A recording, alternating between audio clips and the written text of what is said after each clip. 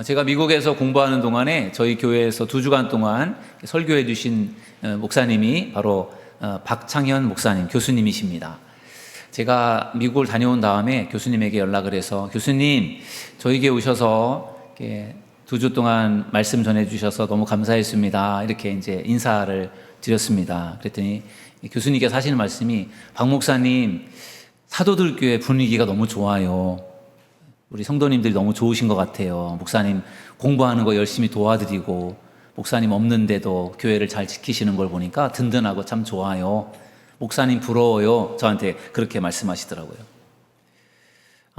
교수님의 그런 이야기를 들으면서 참 감사하다라는 생각이 들었어요. 제가 우리 교회에서 목회할 수 있는 것에 대해서 감사하고, 또 제가 공부할 수 있도록 도와주시는 우리 성도님들이 계셔서 감사하고, 또 제가 없는 공백을 잘 메꿔주신 우리 장로님들, 또 성도님들이 계셔서 너무 감사한 마음을 갖게 되었습니다. 그래서 제가 우리 교인들에게 많은 사랑을 받고 있는데, 나는 우리 교인들에게 무엇으로 보답할까 그렇게 생각을 하다가, 제가 여러분들에게 드릴 수 있는 거는 말씀을 잘 준비해서 은혜로 말씀을 전하는 것, 그것이 제가 해야 될 중요한 역할이 아닌가 생각이 들어서 더 열심히 준비해서 말씀을 전해야 되겠다, 그런 마음을 갖게 되었습니다. 오늘 다시 저희가 이제 그동안에 로마서 말씀을 쭉 나누다가 잠깐 멈추었었는데, 다시 로마서로 돌아와서 오늘 로마서 9장 말씀을 같이 읽었는데요. 나는 택함 받은 사람인가, 이런 제목을 가지고 같이 말씀을 나눌 때 은혜되는 시간 되기를 주님의 이름으로 축원합니다. 저를 한번 따라하겠습니다. 나는 택함 받은 사람인가. 오늘 말씀을 들으면서 한번 여러분 자신을 곰곰이 생각해 보세요. 나는 과연 택함 받은 사람인가? 나는 택함 받은 사람인가? 한번 곰곰이 생각하면서 말씀을 들어보시기 바랍니다. 오늘 본문의 말씀을 보니까요, 사도 바울이 자기에게 큰 근심과 고통이 있다라고 하는 고백을 합니다. 오늘 로마서 9장 1절에서 2절에 보면은요, 바울이 이렇게 고백을 해요. 나에게 큰 근심이 있는 것과 마음에 그치지 않는 고통이 있는 것을 내 양심이 성령 안에서 나와 더불어 증언하노니. 아멘. 바울이 지금 마음속에 큰 근심과 고통이 있어요. 그 근심과 고통이 무엇인가, 그 뒤에서 바울이 고백을 하는데, 그게 뭐냐면요, 자기는 이제 예수님을 믿고 구원을 받았는데 유대인들이 예수님을 믿지 않는 것 때문에 지금 괴로운 거예요. 바울도 예수님을 만나기 전에는 예수님을 핍박하던 사람이었잖아요. 유대인들의 대다수가 예수님을 핍박합니다. 예수님을 믿지 않아요. 그런데 바울이 예수님을 핍박하다가 자기가 이제 예수님을 만난 이후에 예수님을 통해서 자기가 변화되었어요.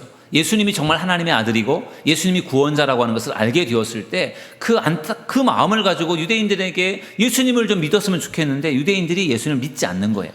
그리고 바울을 막 배척하는 겁니다. 그런 유대인들을 볼 때 너무 속상하고 마음이 아팠던 거예요. 그래서 그것 때문에 이 사도 바울이 마음속에 근심이 있었고 고통이 있었던 것입니다. 여러분, 보통 사람 같으면은 자기를 핍박하는 사람들을 멀리하거나 상대하지 않으려고 하지 않겠어요? 나를 핍박하는데, 나를 반대하는데 내가 그 사람들을 위해서 기도를 하고 그 사람들에게 가까이 다가서는 것, 이거 힘든 일이란 말이에요. 근데 바울은 보통 사람들과 달랐어요. 자기를 핍박하고 박해하지만 자기도 과거에 그런 사람이었기 때문에 그 안타까운 마음을 가지고 그들에게 전도하고, 그들이 하나님을 믿었으면 좋겠고 예수님을 믿었으면 좋겠고, 그런 안타까운 마음이 바울에게 있었던 거예요. 그런 마음을 가지고 바울이 이렇게 기도를 합니다. 로마서 9장 3절에 보면은, 나의 형제 곧 고륙의 친척을 위하여 내 자신이 저주를 받아 그리스도에게서 끊어질지라도 원하는 바로다. 아멘. 나의 형제 고륙 친척, 그러니까 유대인들을 말하는데, 나의 친척들이 구원을 받을 수만 있다면 내가 저주를 받아서 그리스도의 사랑에서 끊어질지라도 나 상관없다. 내가 죽는 한이 있어도 유대인들이 구원받았으면 좋겠다. 이것이 바울의 그 고백인 것이죠. 저는 이 바울의 고백을 보면서 정말 바울이 너무너무 유대인들을 사랑하는구나. 얼마나 사랑하면 내가 하나님 그리스도의 사랑에서 끊어질지라도 하나님 저들을 용서해 주시고 저들을 구원해 주세요, 이렇게 고백할 수 있을까, 그런 생각을 하게 되었어요. 유대인들에 대한 바울의 사랑, 그들도 하나님을 믿지만 예수님을 믿지 않는데 유대인들도 예수님을 믿었으면 좋겠다라는 그 마음이 바울의 마음속에 간절했던 거고, 그렇게 안 하니까 너무 마음이 아프고 속상했던 거예요. 자, 여러분들 한번 생각해 보세요. 여러분들도 가족들 중에 믿지 않는 가족들이 있을 거예요. 여러분들의 친구들 중에도 믿지 않는 친구들이 있을 겁니다. 그들을 생각할 때 여러분들의 마음속에 큰 고통과 아픔이 있습니까? 어떻습니까? 그들이 예수님 믿었으면 좋겠는데, 그들이 예수님을 안 믿어서 너무 마음이 아프고 속상하다, 그런 마음이 여러분들에게 물론 있겠죠. 근데 바울은 그 마음이 훨씬 컸어요. 그리스도의 사랑에서 내가 끊어진다고 할지라도 나를 그리스도의 사랑에서 끊을지언정 저들을 하나님 용서해 주시고 저들을 구원해 주세요, 그 마음이 바울의 마음속에 강했던 거예요. 여러분, 이 시간에 여러분 가족들 중에 믿지 않는 가족들이 있다면, 여러분 친구들 중에 믿지 않는 친구들이 있다면 그들을 구원하기 위해서 더 기도하는 여러분들이 되기를 주님의 이름으로 축원합니다. 여러분의 마음속에 믿지 않는 그 가족들을 향한 안타까운 마음이 여러분들에게 있기를 간절히 축원합니다. 여러분, 내 힘으로 누군가를 전도한다라는 것은 쉬운 일이 아니에요. 오늘 임정란 집사님이 우리 이정임 우리 성도님 이렇게 교회로 인도하셨는데, 이제 교회를 다녔던 분이 또 이렇게 우리 교회를 다시 나오시게 되었는데, 이렇게 교회를 나온다라는 게 쉬운 일이 아니에요. 한 사람 한 사람을 교회로 이끈다는 것이 쉬운 일이 아니에요. 그리고 그들이 우리들의 가족들일 경우에 사실 더 어려워요. 가족을 전도하는 것이 쉽지 않습니다. 그래서 그 가족을 우리가 어떻게든지 전도를 해야 되고 친구들을 전도를 해야 되는데, 그들을 어떻게 우리가 전도할까 참 고민이 되고 힘든 일이잖아요. 그래서 우리 교회에서 1년에 한 차례씩 전도 축제라고 하는, 가을에 전도 축제라고 하는 축제를 열어서 우리 교회가 여러분들이 정말 전도하고 싶은 사람들을 전도할 수 있도록 돕는 일을 합니다. 그래서 전도 대상자를 작정하게 하고 그들을 초청하게 하고, 우리가 뭔가 조금 평소 예배와는 조금 다르게 예배를 준비해서 그들을 초청해서 예배하면서 우리가 함께 예배를 드리는 그런 시간을 마련하는데, 여러분, 그런 우리가 1년에 한 번씩 전도 축제라고 하는 기회를 마련할 때, 이것이 우리 믿지 않는 우리 가족들, 우리 믿지 않는 친구들을 전도할 수 있는 좋은 기회임을 여러분께서 기억하셔서 여러분들의 믿지 않는 가족들을 꼭 초청하고 전도할 수 있는 기회로 삼으시기를 주님의 이름으로 축원합니다. 왜냐하면은 우리 믿지 않는 가족들을 전도하고 하나님께로 인도하는 것이 너무 중요하기 때문에 그렇습니다. 너무 중요한 일이지만 힘드니까 교회가 그런 행사를 할 때 거기에 여러분들이 함께 초청하면은 아마 도움을 얻을 수 있을 것입니다. 우리 교회에서 7월 26일에 에티오피아 강류 합창단 공연이 이제 진행이 됩니다. 사실 이 강류 합창단이 6월 달에 우리나라에 와서 국회 그 회관에서 공연을 했어요. 그리고 이 합창단을 이끄는 김승기 우리 선교사님이 저에게 VIP 초대장을 보내주셔서 제가 그 이제 합창단 공연에 참석할 수 있게 이제 되었는데, 사실 그때 제가 미국에 있었어요. 그래서 제가 초대장을 받았지만 참여할 수 없었고, 그래서 안타까운 마음으로 이제 선교사님하고 이렇게 연락을 취하던 중에 한국에 와서 여러 날 동안 이제 머물면서 공연을 하신다고 말씀을 하시더라고요. 그래서 그 선교사님과 통화하는 중에 정말 우리 교회에도 오셨으면 좋겠다. 우리 교회도 와서 이 합창단들이 합창을 하고 찬양을 하면 좋겠다. 선교사님이 에티오피아에 가셔서 그 강류 합창단을 이끄시면서 그들을 이렇게 잘 훈련시키셔서 그들을 이제 모시고 지금 우리나라에 와서 지금 여기저기 다니면서 이제 공연을 하고 있잖아요. 근데 우리 교회도 오셨으면 좋겠다, 그런 생각이 들었어요. 왜냐하면은 저희 교회가 지금 가정동에 오기 전에 우리 교회 개척 초기에 저 효성동에서 우리 시작되었을 때, 그때 아프리카의 그 코트디부아르라고 하는 나라에 라브르디라고 하는 그 찬양팀, 흑인 찬양팀이 우리 교회에 와서 찬양을 이끌었던 적이 있어요. 그때도 이제 전도 축제였었는데, 그때 한 10여 명의 그 흑인 찬양팀들이 찬양을 하는데 찬양을 너무 잘하는 거예요. 흑인들이 찬양 잘하잖아요. 찬양을 너무 잘하기도 하고 우리나라 언어로 찬양을 준비해서 찬양을 하고, 그때도 그 찬양팀을 이끄는 분이 선교사님이셨거든요. 한국 선교사님. 근데 너무 은혜가 되었고 너무 찬양을 잘하고 또 그래서 그때 생각도 났고, 그래서 이번에도 우리 교회 오셔서 우리 강요 합창단이 참 찬양을 해주면 좋겠다. 그러면은 우리에게도 도전이 되고 그들에게도 도전이 될 것 같았어요. 근데 보니까 이 강요 합창단이 한국에 오셔서 공연을 하는데 일정들이 쭉 잡혀 있는데 다 대형 교회에서 하시더라고요. 신촌 성결교회, 또 뭐 부산 호산나교회, 또 뭐 안산 동산교회, 그런 교회에서 하시는 거예요. 근데 우리 교회는 작은 교회잖아요. 그래서 우리 교회 초청할 수 있을까 조금 약간 그런 생각이 있었는데 제가 부탁을 드렸어요. 우리 교회도 좀 와달라고.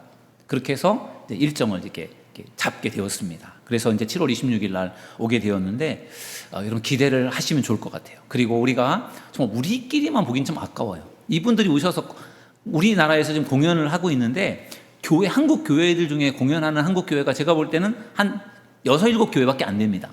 이들이 머무는 동안에 주일날 공연할 수 있는 교회들이 많지 않아요. 그래서 그렇게 적은 교회에서 공연을 하고 있는데 그중에 우리 교회에서도 공연을 하잖아요. 그러니까 너무나 귀한 일인데 우리가 이번 기회에 우리가 다 참석해서 이분들의 합창 찬양을 통해서 우리가 은혜를 받아야 되겠지만 우리만 받긴 좀 아까우니까 우리 정말 주변에 있는 우리 믿지 않는 이웃들, 또 친구들, 또 가족들 이렇게 26일 날 다 초청을 하고 모셔와서 같이 우리가 예배를 드리고 같이 우리가 찬양을 들으면은 큰 은혜가 될 줄로 믿습니다. 그래서 저는 그런 기대가 있어요. 우리 교회에 이런 분들이, 귀한 분들이 오셔서 찬양을 할 때 우리에게 얼마나 큰 은혜가 될까. 또 그리고 저분들도 우리 교회에 오셔서 이곳에서 찬양하고 예배를 드릴 때 저분들에게도 은혜가 분명히 될 거라 생각이 들거든요. 그래서 아무튼 기도로 잘 준비해서 우리 2008년도에 우리 교회에 라브루드비라고 하는 흑인 찬양팀들이 와서 찬양할 때 큰 은혜가 되었는데 이번에 감료 합창단 더 많은 사람들이 와서 우리 교회에서 찬양하라고 기도하며 예배할 때 하나님께서 분명히 큰 은혜를 우리에게 허락해 주실 줄로 믿습니다. 우리 바울이 정말 안타까운 마음으로 유대인들의 구원을 위해서 눈물로 기도했던 것처럼 우리도 믿지 않는 영혼들을 위해서 눈물로 기도하고 그들을 주님께로 인도하고자 하는 그런 전도의 열정을 품을 수 있는 저와 여러분 모두가 되기를 주님의 이름으로 축원합니다. 어느 날 바울이 다메섹에 사는 그 예수님을 믿는 그리스도인들을 체포하기 위해서 다메섹으로 가던 중에 그곳에서 예수님을 만나게 되었어요. 그때 바울의 이름은 사울이었습니다. 사울이 예수님을 만나서 바울로 변화되는데 예수님을 그때 만나면서 그가 하늘에서 강한 빛에 눈을 실명을 하게 됩니다. 그래서 땅바닥에 곧걸어 떨어지고 앞을 볼 수 없는 그런 상황 속에 놓여 있을 때 하나님께서 그때 다메섹에 살고 있는 아나니아라고 하는 선지자에게 하나님께서 말씀하시기를 너의 아나니아야 지금 직가에 가면은 사울이라는 사람이 있는데 그에게 가서 너가 안수해서 그로 하여금 보게 하라 이렇게 말씀을 하십니다. 근데 아나니아는 이미 사울이 어떤 사람인지를 잘 알고 있어요. 사울이 악명 높은 핍박자라는 걸 알고 있거든요. 근데 그 사람에게 가서 내가 안수를 하라고 그렇게 하나님께서 말씀하시니까 굉장히 두려웠습니다. 그래서 하나님 그 사람 핍박자인데 제가 그 사람에게 기도해 주라고요? 이렇게 물었던 거예요. 그랬더니 하나님께서 말씀하시기를 이렇게 말씀하십니다. 사도행전 9장 15절에 보니까 주께서 이르시되 가라 이 사람은 내 이름을 이방인과 임금들과 이스라엘 자손들에게 전하기 위하여 택한 나의 그릇이라. 아멘. 하나님께서 아나니아에게 말씀하시기를 그 사람 핍박자지만 그 사람 내가 택한 그릇이야. 내가 택한 사람이야. 이렇게 하나님께서 말씀을 해주셨어요. 여러분 우리가 생각할 때 흔히 택한 사람이다. 하나님이 택한 사람이다. 그러면은요, 하나님이 일찍이 오래전부터 계획하셔서 그 사람이 정말 어릴 때부터 순탄하게 이렇게 자라서 하나님의 사명을 열심히 감당하는 그런 사람들을 생각합니다. 사무엘 같은 사람. 사무엘? 하나님이 그 사람 택한 사람이야. 그죠? 아이를 낳지 못하던 한나가 하나님 앞에 기도해서 그것도 서원 기도를 해서 갖게 된 아이가 사무엘이잖아요. 그래서 서원했기 때문에 그 아이를 하나님께 바치겠다고 해서 젖을 뗄 무렵에 어린 아이를 그를 실로에 있는 엘리 제사장에 있는 실로에 있는 그 성전에 바쳐서 어린 아이가 그 어릴 때부터 그 성전에서 자란 거예요. 그러면서 나중에 제사장이 되잖아요. 그리고 그가 제사장으로서 역할을 감당하면서 이스라엘의 초대왕 사울왕에게 기름 부어 왕으로 세우고 둘째 왕 다윗에게도 기름 부어 왕으로 세우고 이런 엄청난 일들을 해낸 사람이 사무엘이에요. 사무엘은 하나님께서 택한 사람이고 그는 엄마 뱃속에서부터 하나님이 선택하셔서 그를 쭉 하나님께서 정말 귀하게 쓰셨단 말이에요. 그러니까 사무엘 그래 하나님이 택한 사람이지, 그는 택함 받은 사람이야, 이렇게 우리가 쉽게 인정할 수 있는데, 사울은 지금 핍박자란 말이에요. 바리새인이고 유대인이고 가말리알의 제자이고 그리고 핍박자인데, 그를 하나님께서 그는 나의 택한 그릇이다, 택한 나의 그릇이다, 이렇게 말씀하실 때 아나니아가 그거를 받아들이기가 쉽지 않았을 것 같아요. 여러분, 하나님이 택한다라고 하는 것이 우리가 생각할 때는 하나님이 정말 만세 전부터 엄마 뱃속에 씨로 생길 때부터 하나님이 택하셨다라고 우리가 생각을 하는데, 우리는 하나님이 이 사람을 언제 택하였는지, 이 사람이 택한 사람인지 아닌지 우리는 잘 알지 못해요. 사도 바울을 하나님이 택한 사람이라고 누가 생각을 했겠습니까? 핍박자고 그런 사람인데. 근데 하나님은 그 사람을 택한 사람이라고 말씀하고 있어요. 우리가 생각할 때는 이 사람은 하나님이 택한 사람 같지가 않아, 내가 이 사람 보니까 지금 하나님도 안 믿고 있고 이 사람 성격도 고약하고 이 사람 못된 사람이니까 이 사람은 하나님이 택한 사람이 아닐 거야, 우리가 그렇게 생각할 수 있는데, 그런 사람도 하나님이 택할 수 있다는 것을 기억하시길 주님의 이름으로 축원합니다. 우리의 생각과 우리의 판단으로는 몰라요. 하나님이 이 사람을 택한 사람인지 모른다는 거죠. 지금은 택하지 않은 것처럼 보여질지 몰라도 하나님이 때가 되어서 그 사람을 택하여 쓰실지 우리는 아무도 알지 못합니다. 그러니까 우리가 섣불리 판단해서는 안 되고, 우리는 끝까지 기도하고 끝까지 전도해야 될 줄로 믿습니다. 그럴 때 우리가 전도하는 사람 가운데 사도 바울 같은 사람이 나올지 누가 알겠습니까? 사도 바울이 그렇게 예수님을 핍박하던 사람인데, 그가 예수님을 만나서 변화되어 전도자가 되어서 목숨 걸고 복음을 전할 줄 누가 알았겠습니까? 그런 점에서 우리는 하나님이 하시는 일들을 우리는 잘 못하는데, 늘 우리는 하나님을 믿고 신뢰하며 하나님이 행하시는 일들을 기대하며 살아가야 될 줄로 믿습니다. 오늘 본문에 택함 받은 자에 대한 말씀이 소개되어 있는데, 하나님께서 아브라함의 씨가 다 그의 자녀가 아니고 오직 이삭에게서 난 자가 내 씨라고 불려질 것이다, 이렇게 말씀해 주셨어요. 이 말이 무슨 뜻이냐면은, 하나님께서는요 아브라함을 이제 부르시고 아브라함을 선택하셨는데, 아브라함을 통해서 이스라엘 민족을 만들어 가시려고 아브라함을 선택하셨어요. 근데 아브라함이 90세가 될 때까지도 아브라함에게 자식이 없었어요. 그래서 아브라함이 어떻게 하죠? 나중에 자기 아내 사라의 첩 하갈을 취하여서 아이를 얻어냅니다. 그래서 그 자기 아내의 몸종 하갈을 통해서 얻은 아들이 이스마엘이에요. 그래서 아브라함이 이스마엘을 얻었을 때 너무 기뻐했어요. 이제 드디어 나에게 이제 아들이 생겼구나, 너무 기뻐했는데, 하나님은 그 아들이 너의 씨가 아니다, 너의 진짜 아들이 아니다, 그렇게 말씀을 하십니다. 하나님께서 분명히 아브라함에게 약속을 하셨지만, 아브라함이 하나님의 약속을 어기고 자기 마음대로 아이를 낳아서 이스마엘을 얻게 된 것, 그걸 통해서 하나님께서 그 이스마엘을 축복하지 않으세요.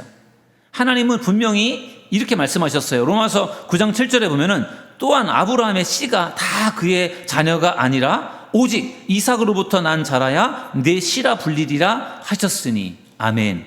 아브라함은 자기 마음대로 하갈을 취하여 이스마엘이라는 아들을 얻고 즐거워했지만, 하나님께서는 아니다, 너의 아내 사라를 통해서 너에게 이삭을 줄 것인데, 그 이삭을 통해서 너의 가족이 복을 받을 것이고, 그리고 너가 이스라엘 민족의 조상이 될 것이다.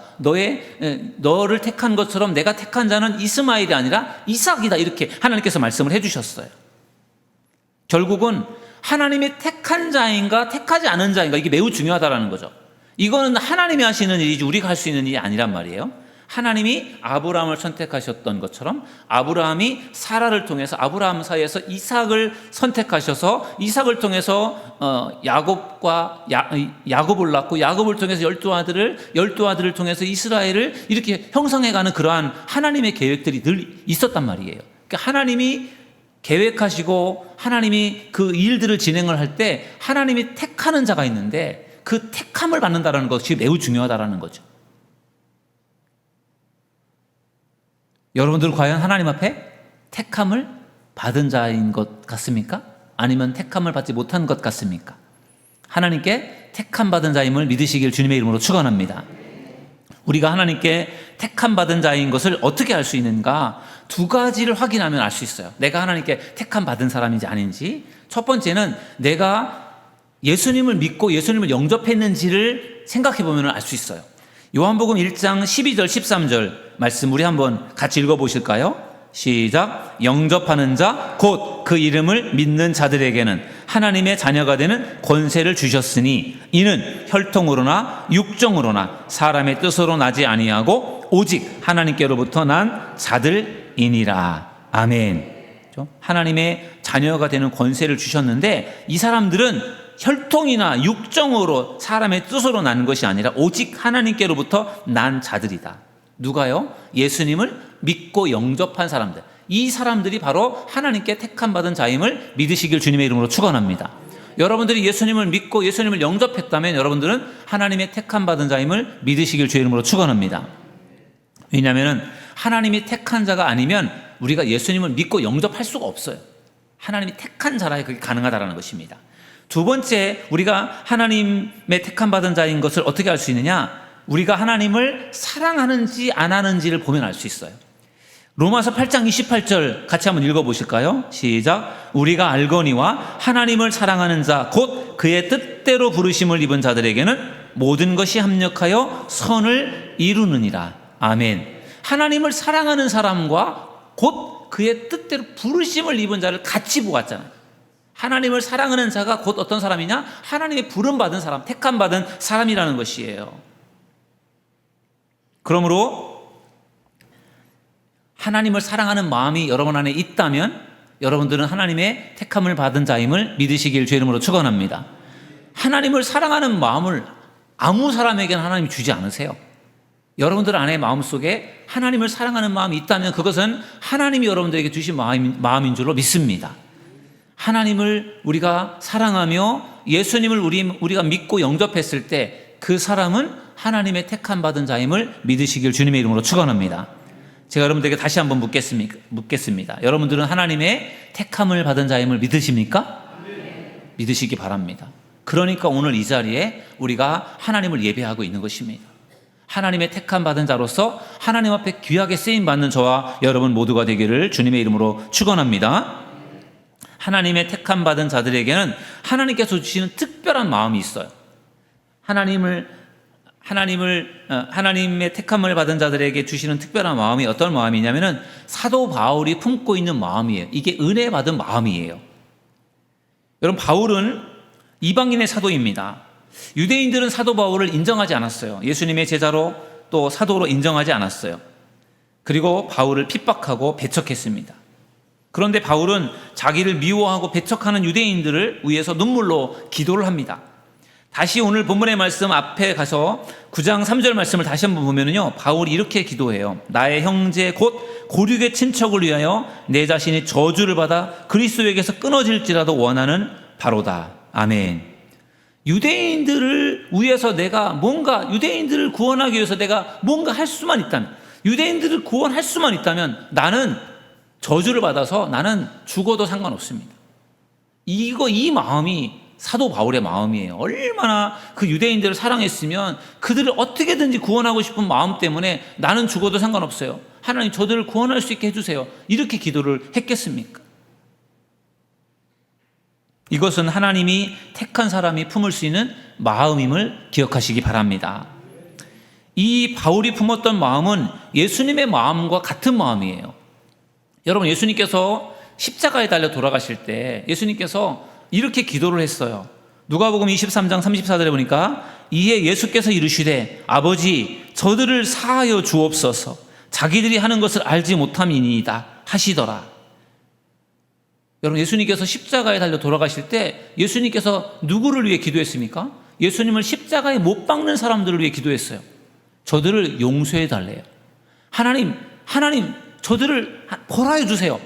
이렇게 기도를 하고 싶지 않을까요? 자기를 십자가에 못 박아 죽이는 원수 같은 사람들인데 예수님께서 그들을 저주하고 싶고 그들에게 욕을 해주고 싶고, 그게 어떻게 보면 사람의 그런 심리 아닐까요? 근데 예수님은 자기를 십자가에 못 박는 사람들을 위해서 뭐라고 합니까? 저들의 죄를 용서해 달라고. 여러분, 이런 마음이 어떻게 가능할 수 있습니까? 하나님이 주시지 않으면 이런 마음을 가질 수 없는 것입니다. 인간의 생각으로는 도저히 품을 수 없는 마음이에요. 그래서 사도 바울의 그 마음이 예수님의 마음과 같은 것입니다. 스데반 집사가 돌에 맞아 순교할 때 스데반 집사도 똑같이 예수님과 똑같이 기도했어요.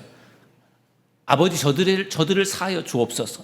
자기들이 하는 죄를 알지 못함이니이다. 예수님의 기도인데 이 스데반도 똑같이 기도합니다. 스데반이 잘못해서 돌에 맞아 죽은 게 아니거든요. 예수님을 믿는다는 이유 때문에 돌에 맞아 죽는데, 그때 스데반이 돌에 맞아 죽으면서 천세 얼굴을 하면서 기도했던 기도가 아버지 저들을 용서해 주세요. 그런 기도였어요. 자기를 향해 돌을 던지고 자기를 죽이는 그러한 사람들을 용서해 달라고 기도하는 이 기도가 하나님이 택한 사람이 아닌 이상 어떻게 이런 기도를 할 수가 있겠습니까? 모세가 이스라엘 백성들을 애굽에서 이끌고 탈출을 해서 광야를 행진을 하는데, 광야를 행진하는 3개월쯤 되었을 때 그들은 시내산에 도착하게 됩니다. 그리고 모세는 시내산에 올라가서 하나님 앞에 금식하며 기도를 하고, 그리고 십계명을 받아 내려오죠. 그리고 이스라엘 백성들은 시내산 아래에서 기다립니다. 근데 모세가 안 내려오니까, 기다리다가 안 내려오니까 두려워서 그들이 금송아지를 만들어 놓고 금송아지를 숭배하잖아요. 모세가 십계명 돌판을 받아가지고 내려와 보니까 이스라엘 백성들이 금송아지를 섬기고 있는 거예요. 그 기가 막혀서 모세가 너무 기가 막혀서 십계명 돌판을 땅에 던져 깨뜨리잖아요. 근데 모세보다 하나님이 더 화가 나셨어요. 하나님께서 이스라엘 백성들을 애굽에서 430년 동안 노예 생활하던 이스라엘 백성들을 10가지 재앙 기적을 일으켜서 그들을 애굽에서 탈출하게 하셨고, 지금 이제 가나안 땅을 향해 가는 도중인데, 이스라엘 백성들이 하나님을 섬기는 이스라엘 백성들이 하나님을 섬겨야 되는데 우상을 섬기고 있으니 하나님이 기가 막힌 일 아니겠어요? 그래서 하나님께서 너무 화가 나셔서 내가 저들을 다 진멸하겠다, 그렇게 하나님께서 말씀하십니다. 그때 모세가 화들짝 놀라면서 하나님 안 됩니다. 하나님 안 됩니다. 저들을 하나님께서 진멸하시다니요. 하나님 안 됩니다. 저들 살려주십시오 하면서 모세가 기도했던 유명한 기도가 있어요. 출애굽기 32장 32절에 보니까, 그러나 이제 그들의 죄를 사하시옵소서. 그렇지 아니하시면 원하건대 주께서 기록하신 책에서 내 이름을 지워버려 주옵소서. 아멘. 이스라엘 백성들을 용서해 달라고 기도하면서 용서해 주지 않으려면은 제 이름을 생명책에서 제 이름을 제거해 주세요. 생명책에 내 이름이 기록되는 것이 얼마나 중요한 일이에요. 그런데 그 생명책에서 내 이름을 뺄지언정 하나님 저들을 용서해 주세요. 이것이 모세의 기도인 줄로 믿습니다. 어떻게 이렇게 기도할 수 있어요? 하나님 저를 살려주세요. 하나님 저를 살려주세요. 이렇게 기도할 수 있는데, 하나님 저는 죽어도 상관없으니까 백성들 살려주세요. 하나님이 택한 자이기에 이러한 마음으로 기도할 수 있게 된 줄로 믿습니다. 다 비슷해요. 사도 바울이 안타까운 마음으로 유대인들을 위해서 기도하는 그 기도의 내용이나, 예수님이 십자가 위에서 기도하는 기도의 내용이나, 스데반이 돌에 맞아 순교하는 순간에 기도하는 기도의 내용이나, 모세가 이스라엘 백성들을 용서해달라고 기도하는 기도의 내용이 다 똑같아요. 자기를 철저하게 자기를 어떻게 보면 내려놓고 자기를 돌보는 것이 아니라 다른 사람들을 살려달라고 기도하는 그 기도가 공통적인 기도예요. 그리고 그것은 하나님이 택한 자에게 가능한 기도인 줄로 믿습니다. 우리도 하나님의 택함 받은 자라면 우리도 그러한 기도를 드릴 수 있어야 할 줄로 믿습니다. 나만을 위해서, 나의 이익만을 위해서 기도하는 것이 아니라 믿지 않은 영혼들을 구원할 수 있도록, 그들을 구원할 수 있게 해달라고 기도할 수 있는 저와 여러분 모두가 되기를 주님의 이름으로 축원합니다. 오늘 저는 여러분들과 나는 택한 사람인가, 이런 제목을 가지고 말씀을 나누었습니다. 예수님을 우리가 영접했다면, 하나님을 사랑하는 사람이라면 택함 받은 사람인 줄로 믿습니다. 그리고 우리가 택함 받았다라고 하는 것이 너무 귀하고 감사한 일이지만, 택함 받았다고 할 때, 하나님의 은혜 받은 사람이라고 할 때 우리에게 필요한 것은 교만하게 자만하게 행동하는 것이 아니라 우리에게 맡겨주신 사명이 크다라는 것을 알고 열심히 사명을 감당해야 될 줄로 믿습니다. 택함 받은 사람인 것을 우리가 알았다면 이후로 더욱더 택함 받은 자로서의 합당한 삶을 살면서 하나님께서 맡겨주신 중요한 사명을 잘 감당하는 저와 여러분 모두가 되기를 주님의 이름으로 축원합니다. 우리 찬양하고 함께 기도하는 시간을 갖겠습니다. 감사해요 깨닫지 못했었는데, 우리가 하나님의 그 놀라운 사랑을 다 알지 못했었는데 우리에게 깨닫게 해주신 것을 감사하며 함께 찬양하도록 하겠습니다. 감사해요. 감사해요. 깨닫지 못했었는데 내가 얼마나 소중한 존재라는 걸 태초부터 지금까지 하나님의 사랑을 항상 날 향하고 있었다는 걸 고마워요.